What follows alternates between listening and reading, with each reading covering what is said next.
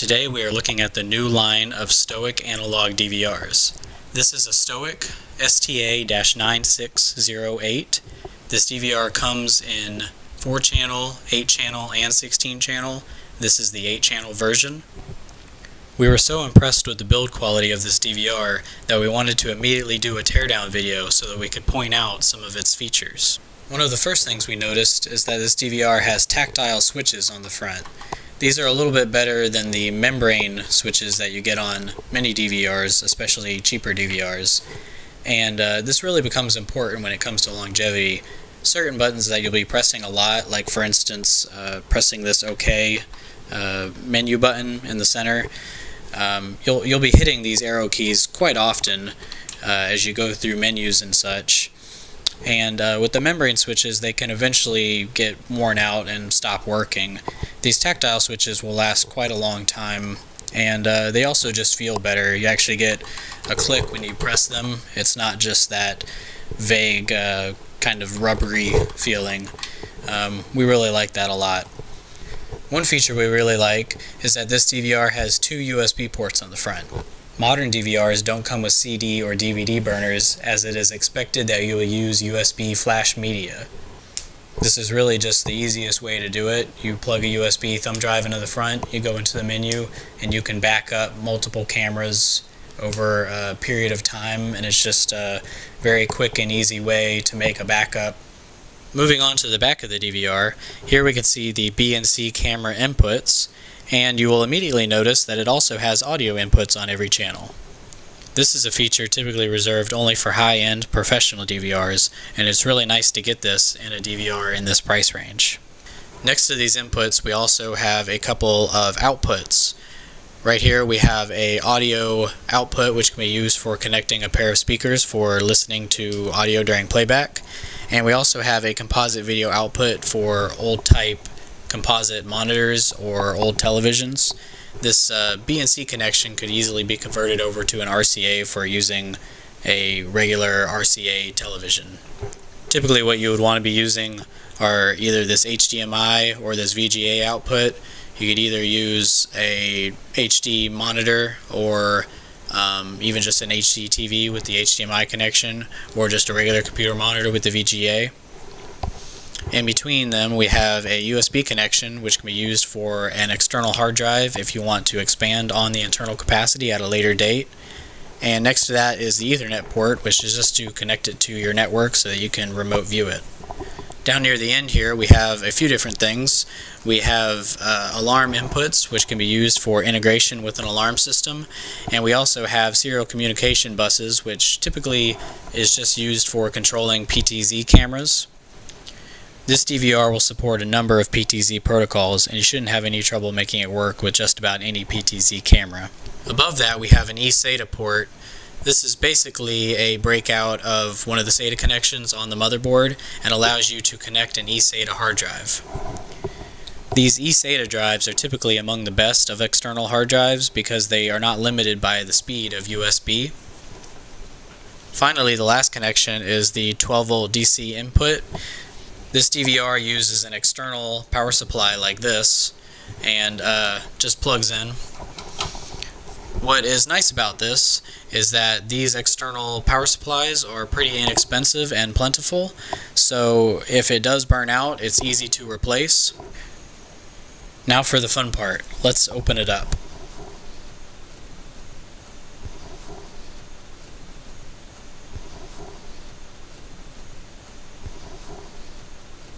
Before we continue, one last thing I wanted to point out is that it does have provisions for being rack mounted. It's not actually the full width of a rack mount, but with spacers this could be mounted in a rack if needed.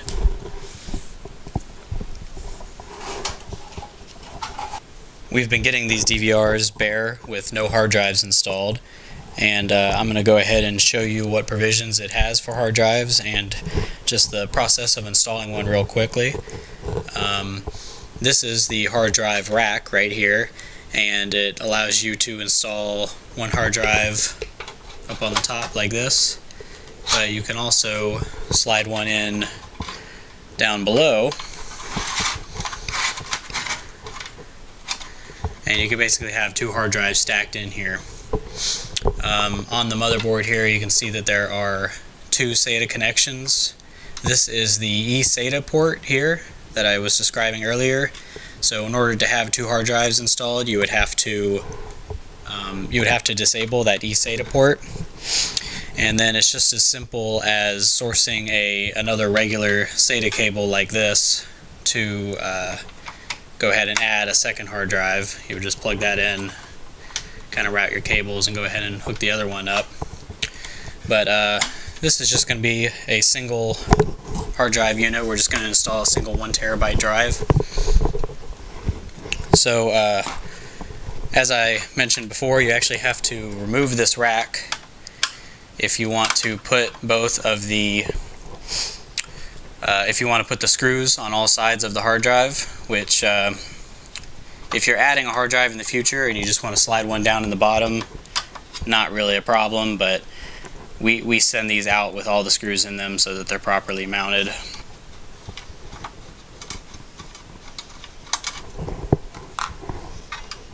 So once the rack is mounted back on, put it back in place and use the same hardware to reattach the rack to the chassis.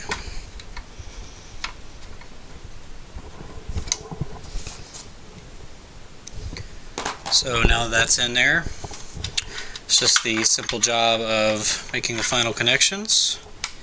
This is the SATA cable, and then as you can see, it's got two power connections for two hard drives. Doesn't matter which one you use. Go ahead and plug in the power. Now we have an installed hard drive.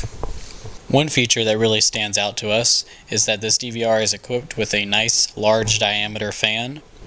This may not sound like much, but having a larger diameter fan means that the fan will be able to run at a lower speed and therefore be quieter. Many DVRs come with very small diameter fans that run at high speed, and you end up getting a high-pitched buzzing sound that's really obnoxious. This isn't always a problem, as you can often tuck away a DVR somewhere where you can't hear it. But it is nice to have the option of having the DVR out in the open where it is accessible without the annoyance of a high-pitched fan.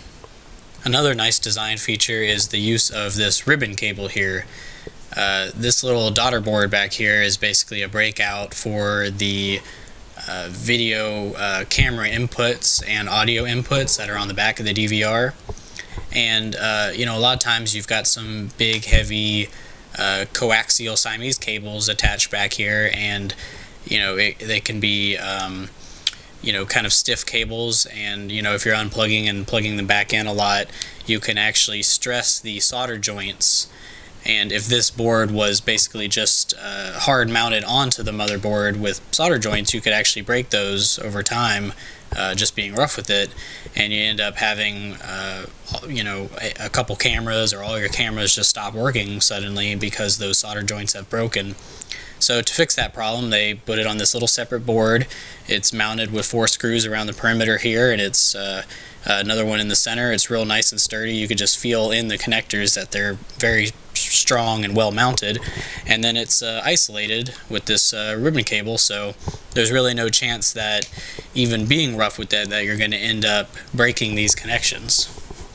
It's a really nice feature in making this a long-lasting, reliable DVR. I hope you enjoyed this hardware review of this new STOiC 960H analog DVR. If you're interested in seeing more of this type of thing, please subscribe to our YouTube channel and like the Ellipse Security Facebook page. In the future, we'll be doing more in-depth reviews of some of our products. We will also be doing some informative videos where we show you how to do things with CCTV, clear up some CCTV misconceptions, and look at new emerging CCTV technology. And remember, our mission is your protection.